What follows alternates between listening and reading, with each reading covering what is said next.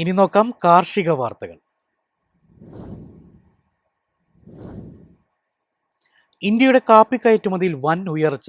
2026 ജനുവരി മുതൽ ഏപ്രിൽ വരെ കയറ്റുമതി 26.6% ഉയർന്ന് 1.74 ലക്ഷം ടണ്ണിലെത്തി. കാപ്പി മേഖലയിൽ ഇന്ത്യയുടെ ആഗോള സ്ഥാനവും ശക്തമാകുന്നുവെന്ന സൂചനയാണ് ഈ കണക്കുകൾ നൽകുന്നത്. 2026 ആദ്യ 4 മാസങ്ങളിൽ ഇന്ത്യയുടെ കാപ്പി കയറ്റുമതി ഗണ്യമായി ഉയർന്നു. കഴിഞ്ഞ വർഷം ഇതേ കാലയളവിലെ 1.37 ലക്ഷം ടണ്ണിൽ നിന്ന് 1.74 ലക്ഷം ടണ്ണായി ഉയർന്നത് 26.6% വളർച്ചയാണ് നേടിയത്. മൂല്യത്തിൽ കയറ്റുമതി 936.57 കോടി രൂപയായി ഉയർന്നു. റോബസ്റ്റ കാപ്പി കയറ്റുമതി 36% വർദ്ധിച്ച് 85,000 ടണ്ണ് കടന്നപ്പോൾ ഇൻസ്റ്റന്റ് കാപ്പിയിലും വർധന രേഖപ്പെടുത്തി. എന്നാൽ അറബിക്ക കാപ്പി കയറ്റുമതി 58% കുറഞ്ഞു. 2025-26 കാലയളവിൽ ഇന്ത്യയിൽ റെക്കോർഡ് 4.03 ലക്ഷം ടൺ ഉൽപ്പാദനം പ്രതീക്ഷിക്കുന്നു. കർണാടക, കേരളം, തമിഴ്നാട് സംസ്ഥാനങ്ങളിലാണ് പ്രധാന വളർച്ച. എന്നാൽ കാലാവസ്ഥ അനിശ്ചിതത്വം മേഖലയ്ക്ക് വെല്ലുവിളിയായി തുടരുന്നു. News desk MyFin TV. ഇന്ത്യയുടെ തേയില ഉൽപ്പാദനം കുറഞ്ഞു.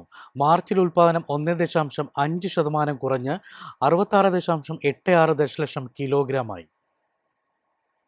2026 മാർച്ചിൽ ഇന്ത്യയുടെ തേയില ഉൽപ്പാദനത്തിൽ കുറവ് രേഖപ്പെടുത്തി. കഴിഞ്ഞ വർഷത്തെ ഇതേ കാലയളവിലെ 67.85 ദശലക്ഷം കിലോഗ്രാമുമായി താരതമ്യം ചെയ്യുമ്പോൾ 1.5% കുറഞ്ഞ് 66.86 ദശലക്ഷം കിലോഗ്രാമായി. കാലാവസ്ഥയും കാലാനുസൃതമായ പ്രശ്നങ്ങളും കാരണം ഉൽപ്പാദനം ഇനിയും വീണ്ടെടുക്കാൻ കഴിയാത്ത ഉത്തരേന്ത്യയിലാണ് പ്രധാനമായും ഇടിവ് സംഭവിച്ചത്. അതേസമയം ദക്ഷിണേന്ത്യയിൽ ഈ മാസത്തിൽ ഏകദേശം 13% വർധനവ് രേഖപ്പെടുത്തി. പ്രതികൂല കാലാവസ്ഥ വരും മാസങ്ങളിലും രാജ്യത്തെ തേയില ഉൽപ്പാദനത്തെ സ്വാധീനിക്കും. ടീ ബോർഡിന്റെ ഏറ്റവും പുതിയ ഉൽപ്പാദന ഡാറ്റ പ്രകാരം 2026 മാർച്ചിൽ ഉത്തരേന്ത്യയിലെ ഉൽപ്പാദനം കഴിഞ്ഞ മാസത്തെ 52.08 ദശലക്ഷം കിലോഗ്രാമുമായി താരതമ്യം ചെയ്യുമ്പോൾ 5.8% കുറഞ്ഞ് 49.05 ദശലക്ഷം കിലോഗ്രാമായി. അസമിൽ ഉൽപ്പാദനത്തിൽ കുത്തനെ ഇടിവ് നേരിട്ടതാണ് ഉത്തരേന്ത്യയിലെ ഉൽപ്പാദനം പ്രധാനമായും കുറയാൻ കാരണം. മൊത്തം ഉൽപ്പാദനം 39% കുറഞ്ഞത്. ദക്ഷിണേന്ത്യയിലെ തേയില ഉൽപ്പാദനം കഴിഞ്ഞ വർഷം ഇതേ കാലയളവിൽ 15.77 ദശലക്ഷം കിലോഗ്രാം എന്നതിനേക്കാൾ 13% വർദ്ധിച്ച് 17.81 ദശലക്ഷം കിലോഗ്രാമായി. പ്രധാന ഉൽപ്പാദന സംസ്ഥാനങ്ങളായ തമിഴ്നാട്ടിലും കേരളത്തിലും ഉൽപ്പാദനത്തിൽ വർധനവാണ് ഉണ്ടായത്. News desk MyFin TV. രാജ്യത്തെ കർഷക ഉൽപ്പാദക സംഘടനകൾക്ക് ഇനി പുതിയ ദിശ. ഉൽപ്പാദനവും വിതരണവും കടന്ന് ബ്രാൻഡിങ്ങിൽ ഉപഭോക്തൃ വിശ്വാസം നേടുന്നതിലുമാണ് ഇനി ശ്രദ്ധ കേന്ദ്രീകരിക്കേണ്ടതെന്നും വിലയിരുത്തൽ ശക്തമാകുന്നു.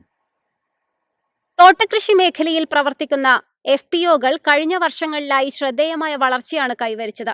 സംഘടിത റീറ്റെയിൽ ശൃംഖലകൾക്കും കയറ്റുമതി സ്ഥാപനങ്ങൾക്കും ഉൽപ്പന്നങ്ങൾ എത്തിക്കുന്നതിൽ മികച്ച പ്രകടനം കാഴ്ചവെച്ചെങ്കിലും ഉപഭോക്തൃ വിപണിയിൽ അവരുടെ സാന്നിധ്യം ഇപ്പോഴും പരിമിതമാണ്. ഇന്ത്യൻ സ്കൂൾ ഓഫ് ബിസിനസിലെ പ്രൊഫസർ രാജേന്ദ്ര ശ്രീവാസ്തവയുടെ അഭിപ്രായത്തിൽ വിതരണ ശൃംഖലകളിലെ വിഭജനം, ബ്രാൻഡുകളുടെ ദൃശ്യതക്കുറവ്, ഉപഭോക്തൃ വിശ്വാസത്തിന്റെ കുറവ് എന്നിവയാണ് പ്രധാന വെല്ലുവിളികൾ.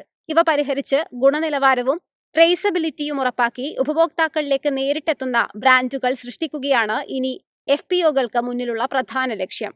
സഹ്യാദ്രി ഫാംസും അമൂലും പോലുള്ള വിജയകരമായ മാതൃകകൾ കൂട്ടായ്മയും പ്രൊഫഷണൽ മാനേജ്മെന്റും ഉപയോഗിച്ച് കാർഷിക മേഖലയിൽ വലിയ മാറ്റങ്ങൾ സൃഷ്ടിക്കാനാകുമെന്ന് തെളിയിക്കുന്നു. ഇനി വിപണിയിൽ നിലനിൽക്കാൻ കർഷക സംഘടനകൾ ഉപഭോക്തൃ വിശ്വാസം നേടിയെടുക്കുന്ന ശക്തമായ ബ്രാൻഡുകളായി മാറേണ്ട സമയം തന്നെയാണെന്ന് വിലയിരുത്തൽ. News desk MyFin TV.